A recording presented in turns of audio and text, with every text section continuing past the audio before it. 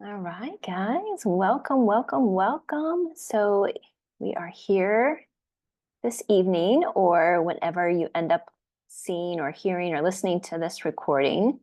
Um, but let's go ahead and get started. I'm going to start by sharing my screen here.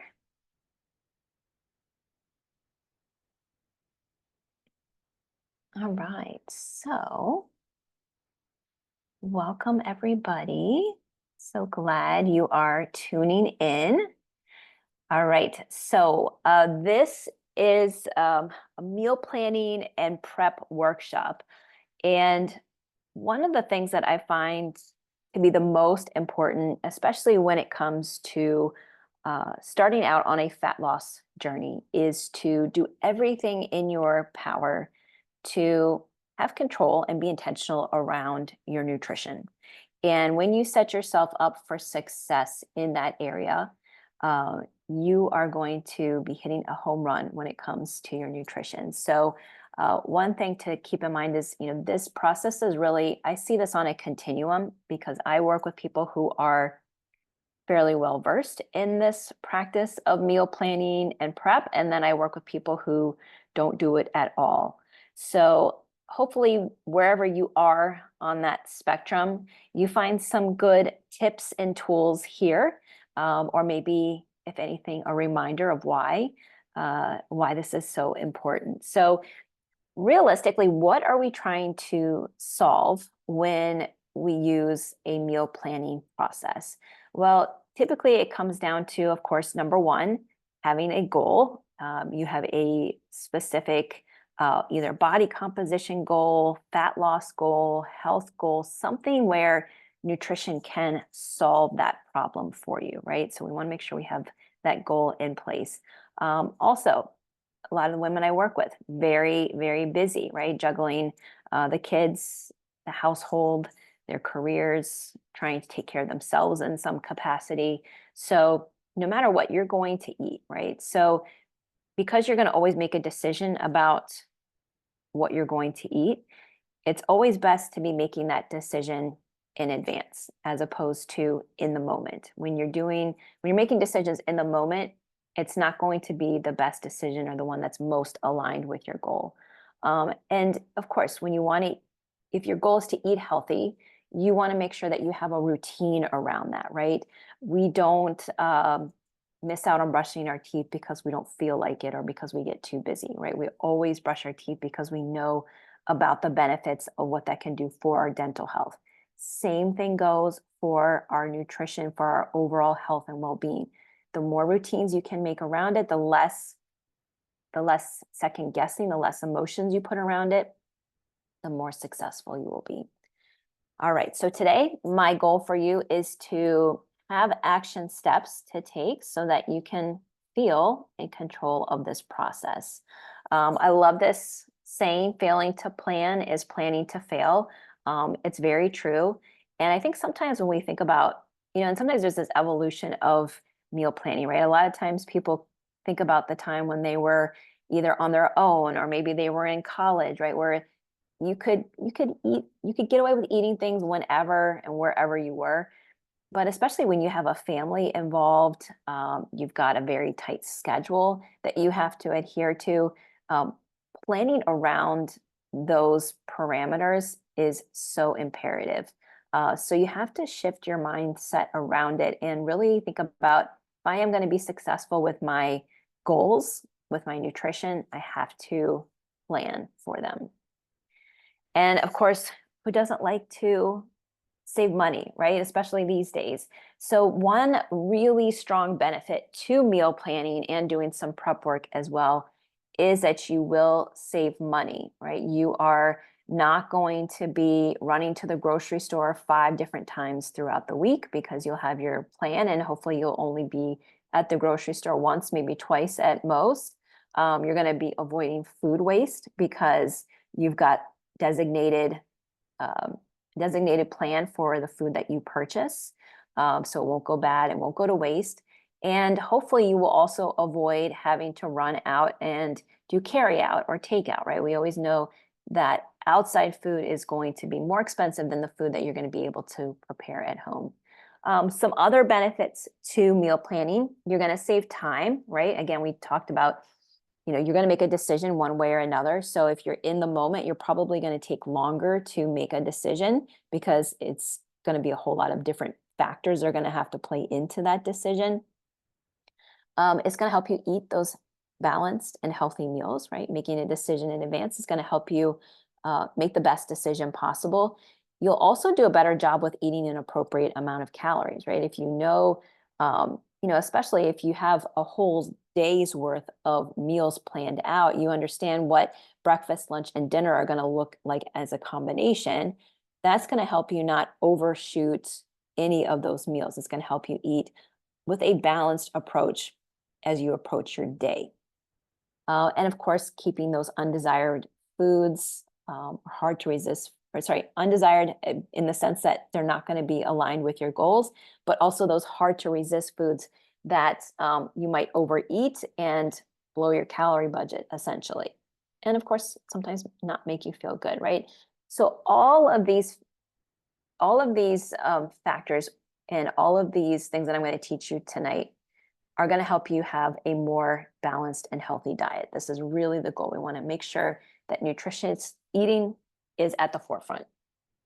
So what is a meal plan? So a meal plan is really, and if you could think about it this way, even in more of a broader view, it's really about helping you be intentional about the food that you're going to eat, right? That is really the goal and purpose of a meal plan.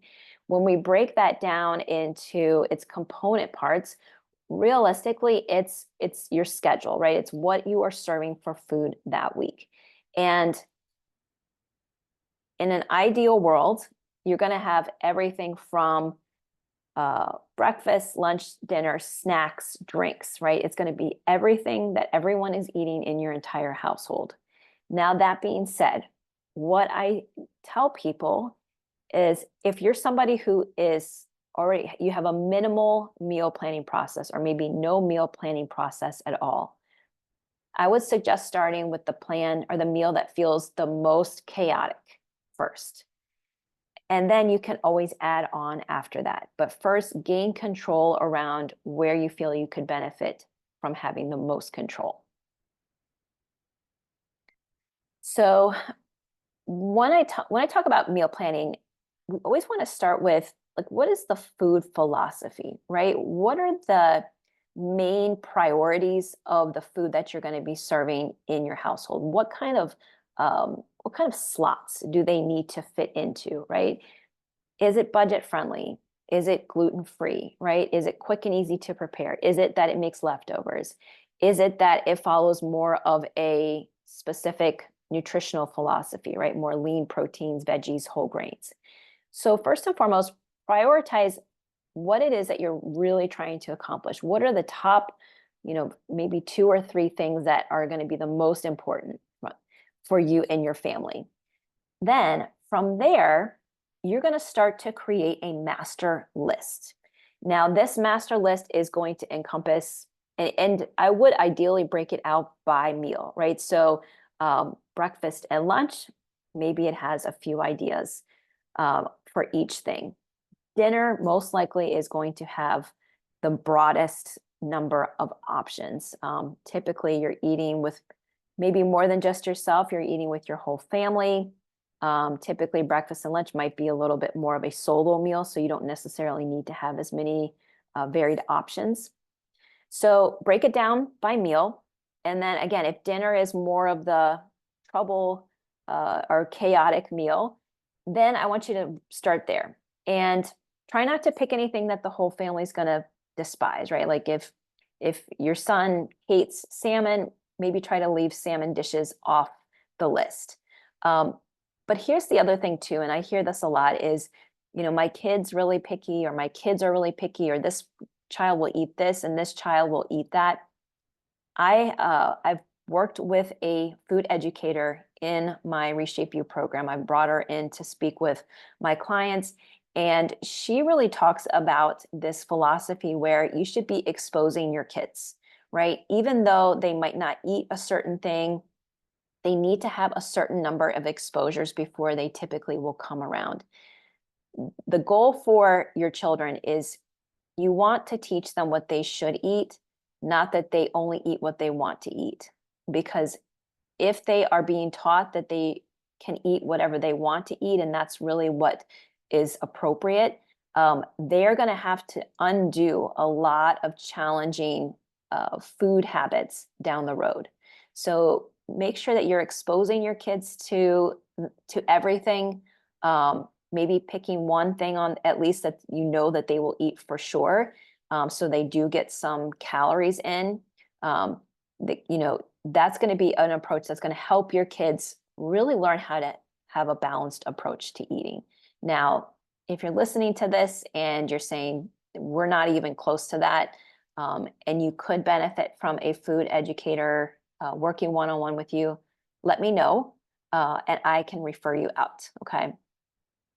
Now, your list might change according to the season, right? So you might be doing a lot of grilling in the summer, and maybe your list changes to have a lot of grilled entrees during the summer, right? And then maybe during the fall, you've got more crock pot options, more chilies, stews, things of that nature, right? So your list can change seasonally, and really to keep things fresh, you do want to have a wide variety of nutrients. So you do want to put some variety in for that reason as well. And so changing that up by the season is a really nice and natural way to incorporate some new variety into your meals. And then we want to make sure that you are getting different ideas, right? So, doing your research with websites, there's so many, Pinterest, cookbooks, go back to your old cookbook. I had a client recently who said, a couple years ago during the pandemic, we had this great list going, and I've forgotten all about that. Let me go back to that list and we'll start to bring back some of those ideas. So, look around your kitchen, ask friends, ask family members. In Reshape You, we're always sharing recipe ideas. So find a community or some inspiration. And if you can add one recipe, maybe every week or every other week, you're going to have quite a database and list of recipes for your master list. So that, again, it takes a consistent effort, but being aware of just building out that list is going to be really helpful. All right, so now that you have this philosophy, right, you know how you're picking and choosing your meals, you have a master list to pull from. Now what you're going to do is you're going to get your schedule out for the week, look at the week ahead. What is happening on the different days of the week? Is there a PTA meeting on Tuesday night? Do the kids need to be at soccer practice on Wednesday night, right? What are the nights where a leftover might do better for you? What are the nights you might have a little bit more time to cook? And that can always be a way to look at that and see what meals are going to be appropriate for what slots throughout the week. Maybe Friday night is, a night out. You can even write that down, right? Pizza night. So even though you might write these things down into specific slots within the week, right? Say, for example, you've got spaghetti planned for Monday. You forgot to pull the meat out of the freezer on Sunday or Saturday or over the weekend. But you look ahead. Oh, Wednesday, I've got, let's see, how can we make this easy? Something maybe like a vegetarian option, right? Where you don't have to defrost meat, or it's, I don't know, fresh shrimp or something like that. You can always move those ideas around, right? It doesn't mean that just because you put them in that ideal day, that it has to fall within that if things go sideways. So being flexible with that can really help you approach meal planning with less hesitation. And just know that you've got meals for the week, you've got food planned for the week, it's aligned with your goals. But if it has to move around, depending on what's going on throughout the week, that's okay. So I know this is a little bit blurry, but essentially what this has, and of course, every person will have their own way of shopping and creating a list. A lot of people do things digitally. Some people just do it written by hand, whatever that means for you, but have a way to write this out. some clients, they use a dry erase board, right? They have the days of the week written on the dry erase board. They're filling it in. So that's another way of doing it, but you want to make sure you're putting it down somewhere. And then finally, you want to make your grocery list, right? So you want to check around in your house, your pantry, your refrigerator. What am I missing? What do I need to get? What do I already have? And then you want to focus on shopping for those items only. And this is going to be helpful too, to have that list, because that way you're not going out for those impulse buys, right? Because even though you might be at the grocery store, oh, this looks really delicious, not on my list. It's a really good and easy way to leave those hard to resist foods that you might overeat at home at the grocery store. All right, next, what we want to do is decide a day that grocery shopping is happening. Now, ideally, you want to have one day of the week, or maybe a weekend, or a span of a couple days that are the typical days that you are grocery shopping. Reason being is that allows you predictability around what you need to get, right? If you know you're shopping every Sunday or every Saturday or Sunday, you know you have to plan out for about 6 days, right? 6, 7 days. That again allows you some predictability around the quantities of things. It's going to help you with those regular items that you're just going to be replenishing on a regular basis. And this also becomes the deadline for your meal plan, right? If it doesn't have a deadline, it's not going to get done. So if you know that Sunday is the day that you must get your grocery shopping done, right? Maybe it's Saturday, maybe it's Sunday. You've got to have that meal plan and that grocery list made in time for Sunday's grocery shopping trip, whether you order it or whether you go to the grocery store, okay? So that is going to be the next stage. And then, of course, we talked about this. If you don't buy it, it won't end up in your house. And I think this is one thing that can be really helpful with the grocery ordering, because then you're not actually going into the store and seeing those items. Like, you would have to seek them out within your order. So that's, for people who have a hard time with that, that's another method that might work better for you. All right, so let's talk about the next stage of the game. So you've developed your master list. You've used that to create your meal plan for the week. You've grocery shopped. You've got all the ingredients that you need.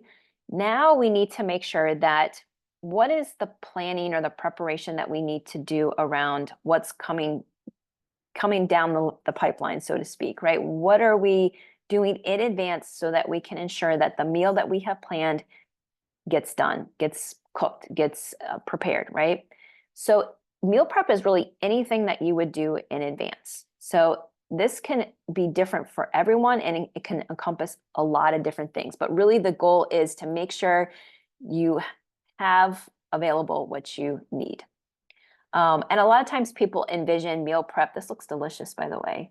A lot of times people look at meal prep as, filling up your Tupperwares and spending all Sunday in the kitchen. It doesn't have to be like that. Now, if this is something that works better for you, that's absolutely fine and fantastic, right? Do what works best for you, but that does not necessarily mean you have to take it to this level, okay? So here are some ideas of things that we might do to meal prep. It might be slicing vegetables, right? It might be simply just thawing meat. I know at a certain point, I'll get this big family pack of chicken thighs when I want to make a chicken stew. And I buy the big family pack, so it's got actually enough chicken for 2 meals. So I cut up all of the chicken at once. I put whatever I need for the one stew that I'm making, and then I take the rest of the cut up meat, I throw it in a freezer bag, and I put it in the freezer for the next time I make it. So when I make that stew again, I have to just pull that meat out of the freezer, and then as long as I'm doing that in a couple days in advance, that's really the meal prep that I need to do, right? So it's really just kind of thinking ahead, right? And that's why having that schedule, that meal plan schedule, is so important. It's going to really help guide these actions. It might be pre-cooking beans, right? You might make extra grains, right? We might do that batch cooking, where if you're making grains or if you're making roasted vegetables, you do a whole big batch of them, and you can either freeze the leftovers or you can use them for another meal during the week. Maybe you are preparing sauces or marinades, right? And that might just be measuring ingredients. So and especially if you're doing, like onions is one item that I tend to cut up frequently, because it goes in various dishes. So usually when I cut one onion or I cut onions, I cut them for the different dishes that I'm doing that week. So that can really help just give you a leg up and save a lot of time on a night when you might not have as much time. So just, if you're curious what spiralizing vegetables is, that's what it is, just slicing and cutting, right? All right, so what are some other helpful tips? And I think some of these I've already mentioned, but I'll just go through some of these in case we didn't cover them. Shop for ingredients that can be used multiple times. Again, in this economy of inflation where ingredients are expensive, a lot of times if you can buy things in bulk and use them across the board in multiple recipes, that can help save you some money, right? And essentially that's the same thing here, plan to use ingredients in different ways. Batch cooking. So if you can double recipes, right? So if you're going through the effort of cooking a meal, why not save yourself time, make an extra serving, right? Or batch cook that so that you can freeze the leftovers, right? Or, maybe you're using them just later in the week, depending on the specific recipe. Like I said, I like to have that standard grocery shopping day or grocery shopping time frame. Have the family help with meals. That's one that we haven't discussed yet. And especially when this comes to kids, right? So if you can get them to help you with the ideas, then of course, if they're picking the different food options or the different meals, they're gonna eat it, right? Because they've picked it. And also getting the kids involved with some of the meal prep or cooking. And I know sometimes, especially with kids that are younger, they can get messy. But again, the more we can have them engaged in the process of meal choices and meal preparation, the more inclined they will be to eat that food. And of course, it's good for them to learn, right? They need to learn how to cook and clean up and do all of those things. So that's one great learning lesson for your kids. We want to plan ahead as when you're going to prep and combine those steps, as many as you possibly can. That's going to be a good way to save time. So, even though you might have all those groceries, if you're not looking ahead at that schedule and saying, okay, well, what do I need to be pulling out of the freezer, right? Or, what kind of things can I get ready in advance so that I can ensure that that food is going to get out when it needs to be, right? We talked about getting the family to help. Spouses, of course, are not excluded from this, right? They can help as well. Repetition is okay. I tell people, if you can get like 10 meal ideas together, right? You think, typically about 5 meals at home would probably be about average, would be about right. And so if you had 10 ideas, you could do 5 each week, and then you could repeat that. So what that means is if spaghetti is one of the meals and you serve that on a Monday, the first half of the month, and you serve it on a, I don't know, Thursday, the second half of the month, you're only having that meal twice in 1 month. So that's not that repetitive.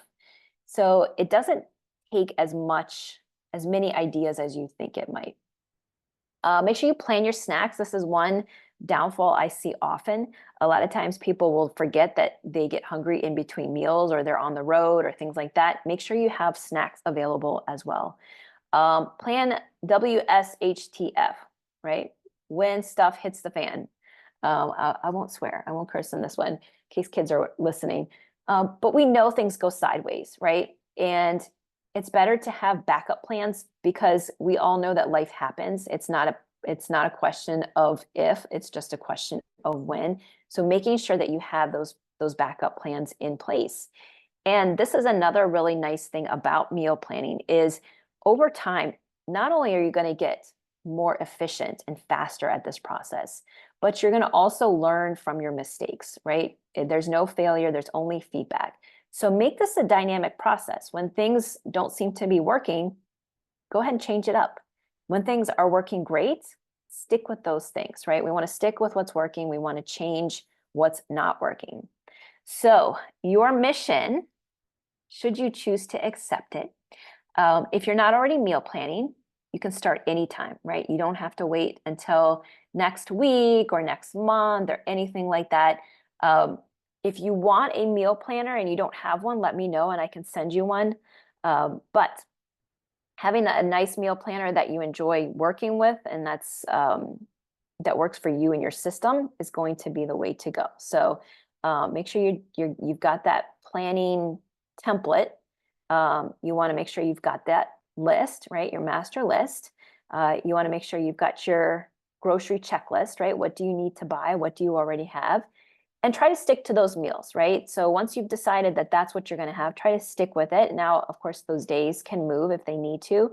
But if you are approaching balanced eating and you're doing it the right way, you're going to be able to stick with that. And don't give up, right? This is not going to be an easy process right out of the gates if this is something that you're newer to. But the longer you stick with it, again, the easier it gets, the better it gets, the more efficient. And overall, you're going to have healthier, more balanced nutrition. So that is all I had planned for you all. And I'm just so excited for you and for the opportunities that you are going to be able to create for yourself and for your family with this meal planning approach. And I just want to say thank you so much for being here. If you have questions at all, or you could use any tips or tricks or anything that I didn't cover that you are interested in learning, let me know, and I am here to help. All right, guys. Well, that brings us to the end of our workshop. I hope you use it and stay well. All right, guys, take care.